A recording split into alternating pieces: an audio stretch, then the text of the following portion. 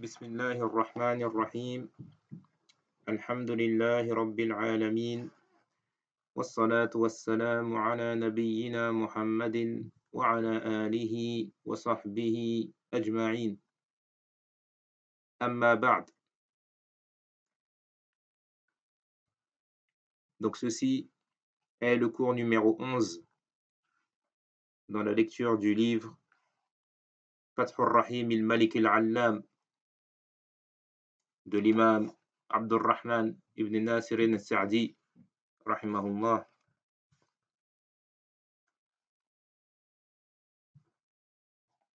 Et dans le cours d'aujourd'hui, nous passons donc au chapitre dans lequel le cheikh va expliquer deux noms d'Allah subhanahu wa ta'ala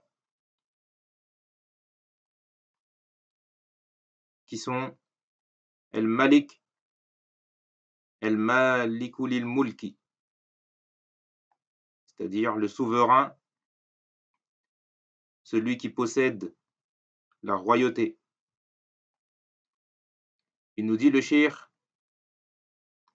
Ay alladhi lahu jami'u an-nu'ut al-'azimati ash-sha'ni allati tafarrada biha malikul muluk, c'est-à-dire celui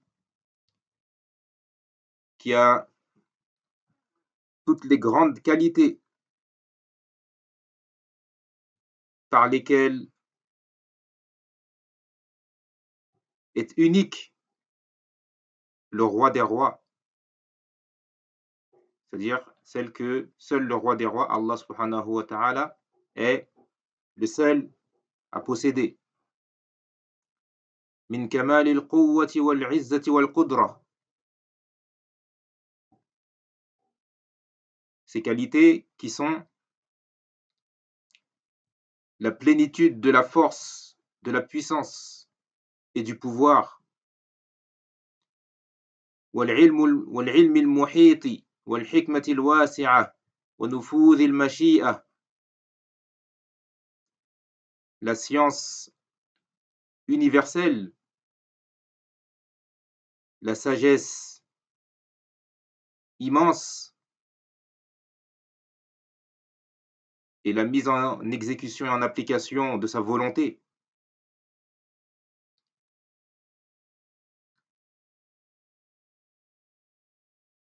وكمال التصرف وكمال الرأفة والرحمة.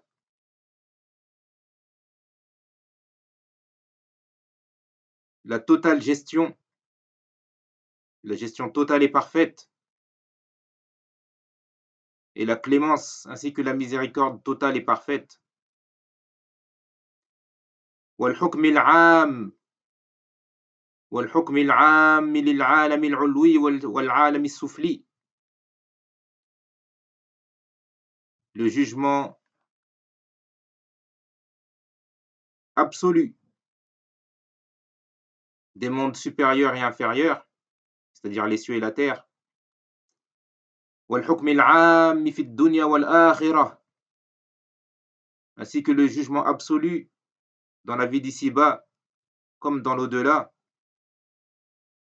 والحكم العام للأحكام الثلاثة التي لا تخرج عنها جميع الموجودات, et le jugement absolu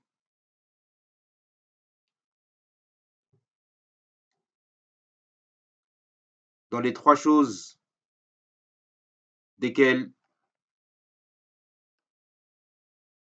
ne sortent aucune des créatures existantes. واحد الأحكام القدرية. Premièrement, les jugements liés à la prédestination.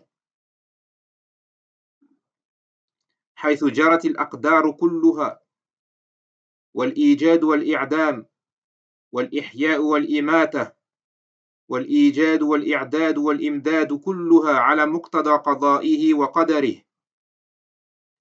Du fait que toutes les destinées, l'existence et la disparition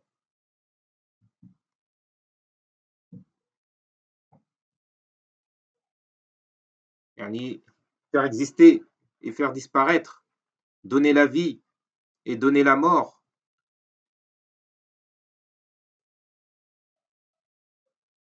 faire exister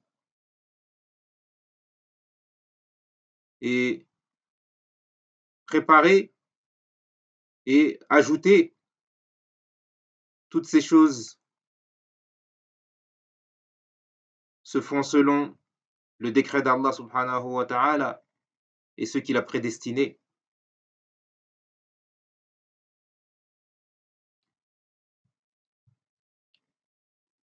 ثانيا والأحكام الشرعية. Deuxièmement,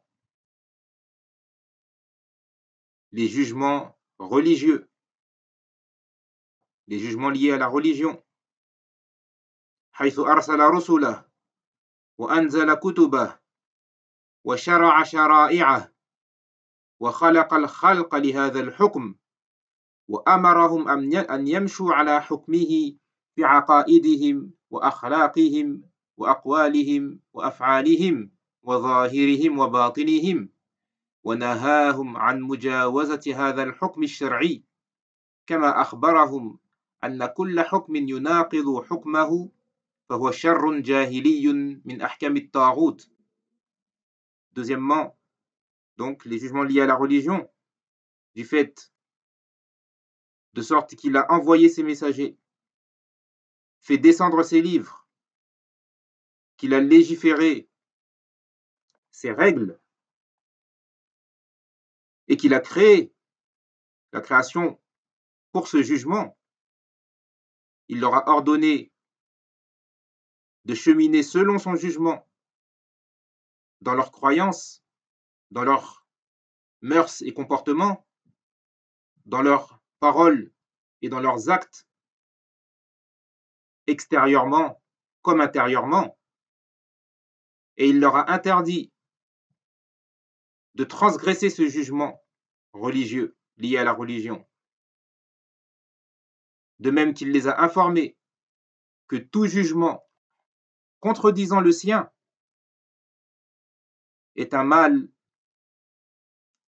et une ignorance faisant partie des jugements des fausses divinités.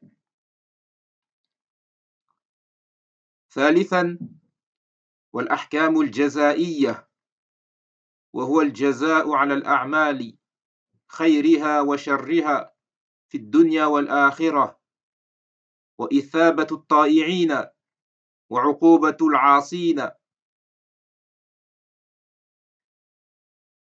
Troisièmement, donc, les jugements de rétribution, qui est la rétribution selon les œuvres, bonnes et mauvaises, sur terre et dans l'au-delà, et de sorte qu'il récompense les obéissants et punit les désobéissants. وتلك الأحكام كلها تابعة لعدله وحكمته وحمده العام فهذه النعوت كلها من معاني ملكه. Et tous ces jugements, c'est-à-dire les jugements qu'il vient de citer, les jugements liés à la prédestination, les jugements liés à la religion et les jugements de rétribution, tous ces jugements suivent la justice d'Allah subhanahu wa ta'ala, ainsi que sa sagesse et sa dignité à la louange, sa dignité générale à la louange. Et donc, toutes les qualités qu'il vient de citer dans ce passage, depuis le moment où il dit la plénitude de la force, de la puissance et du pouvoir, jusqu'à citer donc son jugement absolu, toutes ces qualités font partie de la signification de sa royauté et sa souveraineté. ومن معاني ملكه أن جميع الموجودات كلها ملكه وعبيده المفتقرون إليه المضطرون إليه في جميع شؤونهم، ليس لأحد خروج عن ملكه ولا لمخلوق غنى عن إيجاده وإمداده ونفعه ودفعه. Également, parmi la signification de sa souveraineté et de sa royauté, le fait que tout ce qui existe, tout ce qui existe lui appartient. Ils sont tous ses serviteurs et ses créatures qui sont nécessiteux envers lui, qui ont besoin de lui absolument dans toutes leurs affaires. Aucune des créatures ne peut sortir de son royaume et aucune des créatures ne peut se passer d'Allah subhanahu wa ta'ala pour exister et pour avoir ce dont il a besoin.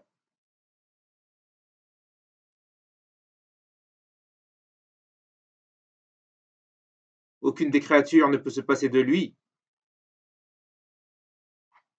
pour avoir ce qui est utile, pour qu'Allah subhanahu wa ta'ala lui accorde ce qui lui est utile et repousse de lui ce qui lui est néfaste.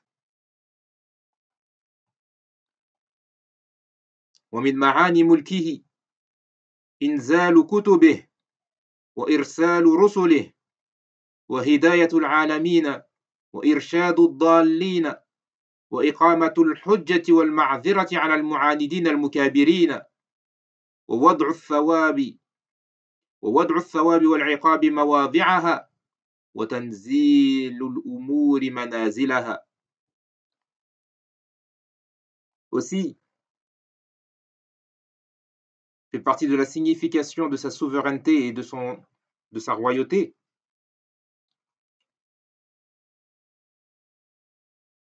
le fait qu'il a fait descendre ses livres et qu'il a envoyé ses prophètes, qu'il guide tout l'univers, qu'il oriente ceux qui se sont égarés, qu'il établit la preuve sur les obstinés et les entêtés, afin qu'il n'ait plus d'excuses pour refuser son message. Et également, le fait qu'il a établi ou qu'il a mis la récompense et le châtiment à la place qu'il faut,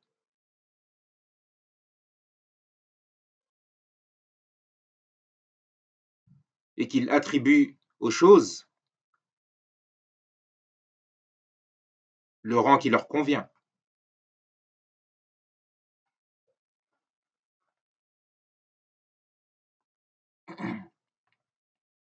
Puis le cheikh dit كما أن من معاني ملكه أنه كل يوم في شأن.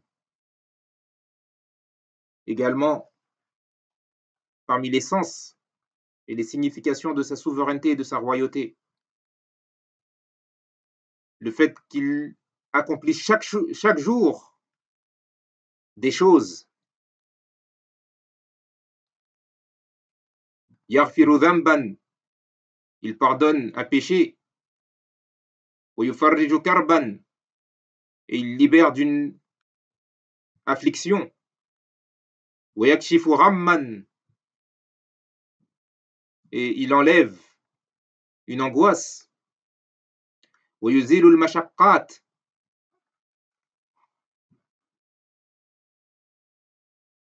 il enlève des difficultés. ويغيث اللهفات,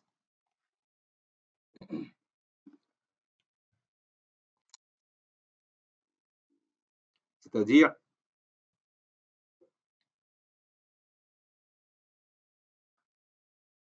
qu'il secourt les faibles.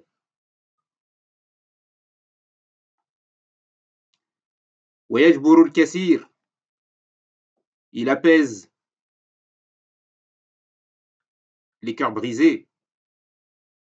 ويغني الفقير, il attribue aux pauvres sa suffisance. ويهدي ضالا, il guide une personne égarée. ويخذل معرضا موليا, et il abandonne celui qui se détourne de lui et lui tourne le dos. Et j'en profite ici pour préciser que dans la traduction des éditions Ibn Badis, cette dernière phrase n'a pas été traduite. Puis le cheikh dit وَيُعِزُّ قَوْمًا وَيُذِلُّ آخَرِينَ, il honore des gens et en humilie d'autres. وَيَرْفَعُ قَوْمًا وَيَدَعُ آخَرِينَ, il élève des peuples et il en rabaisse d'autres. وَيُغَيِّرُ مَا شَاءَ مِنَ الْأُمُورِ الْجَارِيَةِ عَلَى نِظَامٍ واحد,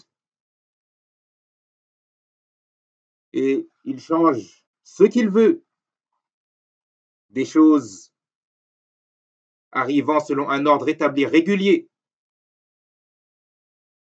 et il change ce qu'il veut des choses qui arrivent selon un ordre établi régulier. ليعرف العباد كمال ملكه ونفوذ مشيئته وعظمة سلطانه, ceci afin que les créatures connaissent, sa totale possession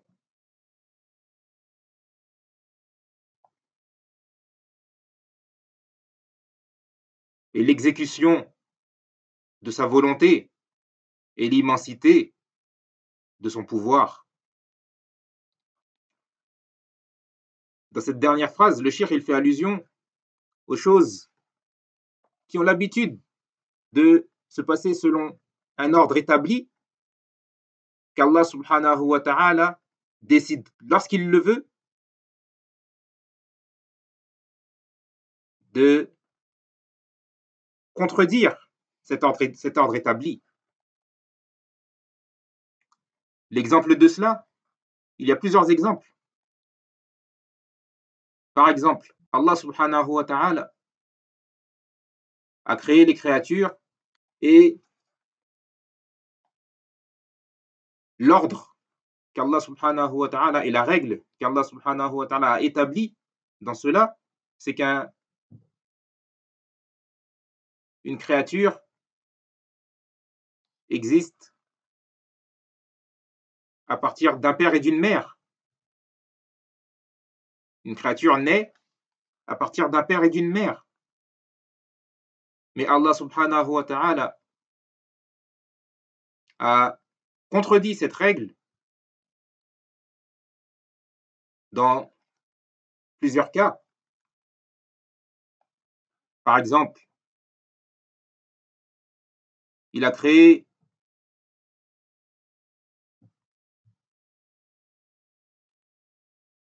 Isa alayhi salam. Il a créé le prophète Isa alayhi salam à partir d'une mère sans père. Et il a créé également Hawa alayhi salam à partir d'un père sans mère. Son père étant Adam alayhi salam. Dans le sens que Allah subhanahu wa ta'ala a créé Hawa à partir de Adam, sans qu'il y ait dans sa création une femme avant elle. Et également, Allah subhanahu wa ta'ala a créé Adam alayhi salam sans père ni mère. Sans père ni mère. Donc ça, c'est un exemple de choses marchant et arrivant selon un ordre établi qu'Allah subhanahu wa ta'ala a contredit et a changé dans ces trois cas que je viens de citer, comme le Cheikh a dit, afin de montrer et afin que les créatures connaissent, sachent qu'Allah subhanahu wa ta'ala est celui qui possède tout et qui fait et accomplit et exécute ce qu'il veut et qu'il est doté d'un pouvoir immense. Également, parmi les exemples à cela, Allah subhanahu wa ta'ala, selon l'ordre qu'il a établi, les créatures naissent, l'être humain naît en ayant deux yeux, un nez, une bouche, deux oreilles, deux bras, un corps, deux jambes, deux pieds. Et il a créé à cet être humain des doigts aux mains et aux pieds, etc. Donc selon son ordre établi, lorsque l'être humain naît, selon son ordre établi, lorsque l'être humain naît, il naît avec tous ses organes et tous ses membres. Mais Allah subhanahu wa ta'ala contredit cela. Et c'est pour cela que certaines personnes naissent avec des handicaps, avec un handicap.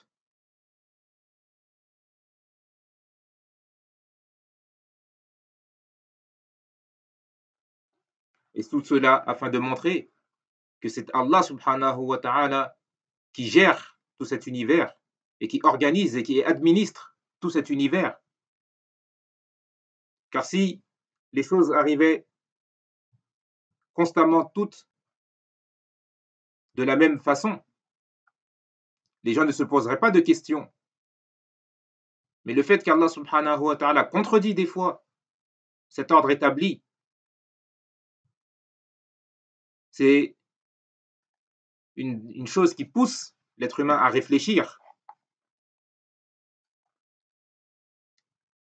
et à se rendre compte qu'il y a quelqu'un qui gère tout cet univers.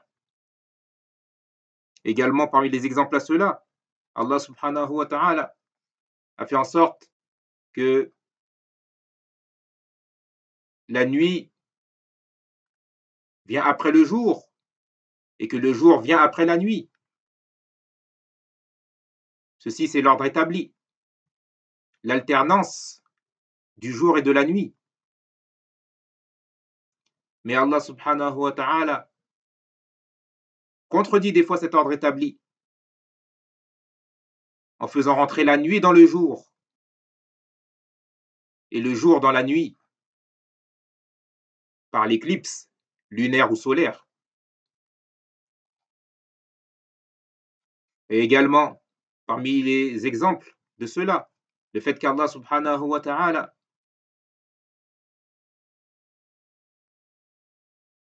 comme signe et comme grand signe de la fin du monde, Allah subhanahu wa ta'ala va faire lever le soleil de l'ouest.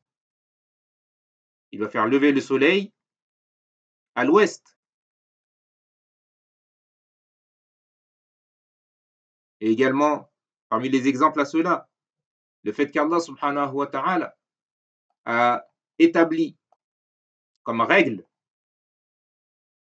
dans cet univers que pour obtenir ta subsistance, tu dois faire les causes, sortir de chez toi, aller chercher du travail, afin de pouvoir acheter ce dont tu as besoin pour vivre. Mais Allah subhanahu wa ta'ala a contredit cette règle avec Maryam alayhi salam, lorsqu'elle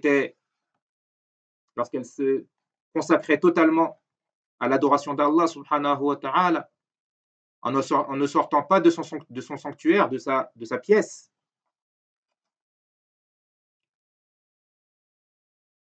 Allah subhanahu wa ta'ala lui apportait sa subsistance sans aucune cause extérieure.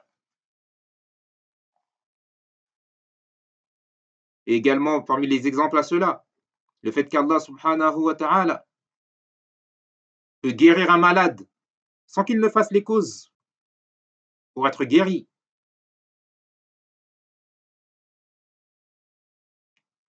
Et également, à l'inverse, Allah subhanahu wa ta'ala peut faire en sorte qu'un médicament, un remède qui a l'habitude de guérir les gens n'agisse pas sur certaines personnes. Et également parmi les exemples à cela, le fait qu'Allah subhanahu wa ta'ala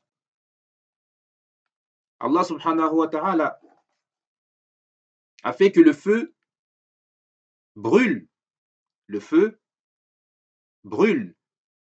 et dégage une chaleur extrême et intense.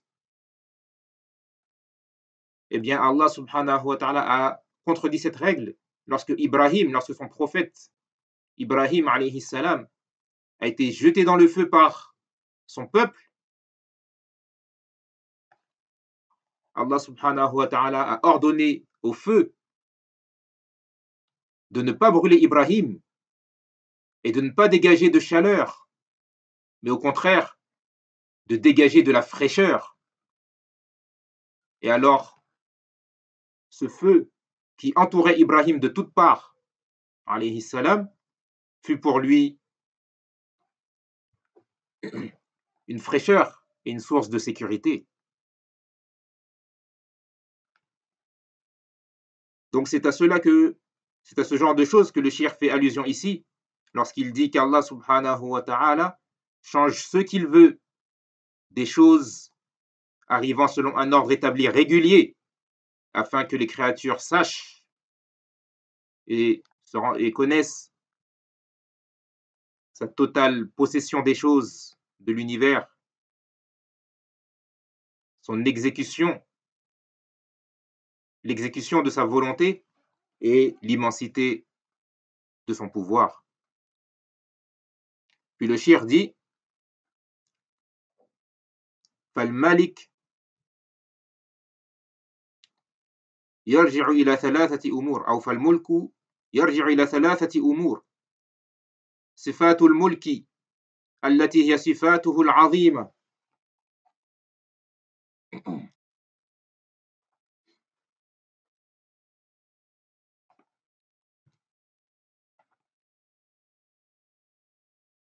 Donc, la royauté, la souveraineté revient à trois choses. Tout d'abord,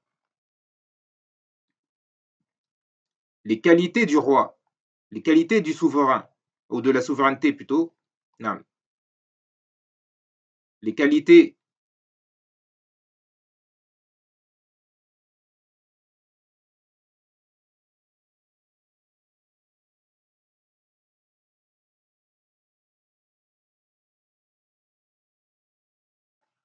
نعم صفات الملك عفوا صفات الملك التي هي صفاته العظيمة. Donc la première des choses, ce sont les qualités du souverain, du roi, qui sont les qualités d'Allah subhanahu, les immenses qualités d'Allah subhanahu wa ta'ala. وملكه للتصاريف والشؤون في جميع العوالم. La deuxième des choses à laquelle revient la souveraineté, c'est le fait qu'Allah subhanahu wa ta'ala possède la gestion et toutes les affaires se passant dans tous les mondes, c'est-à-dire le monde supérieur et le monde inférieur.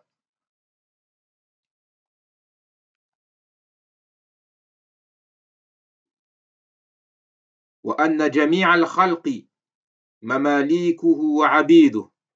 Et la troisième des choses à laquelle revient la souveraineté, c'est le fait que toutes les créatures lui appartiennent et sont ses créatures et ses serviteurs. فهو الملك الذي له الملك فهو الملك الذي له ملك العالم العلوي والسفلي وله التدبيرات النافذة فيها ليس لله في شيء من ذلك مشارك. Il est donc le souverain suprême qui possède les mondes supérieurs et inférieurs, c'est-à-dire les cieux et la terre, et qui possède la gestion exécutoire,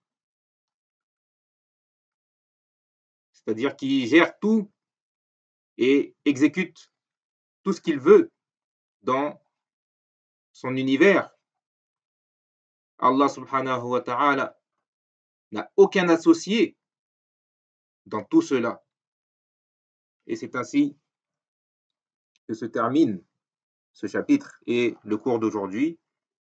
هذا وصلى الله وسلم على نبينا محمد وعلى آله وصحبه أجمعين والحمد لله رب العالمين.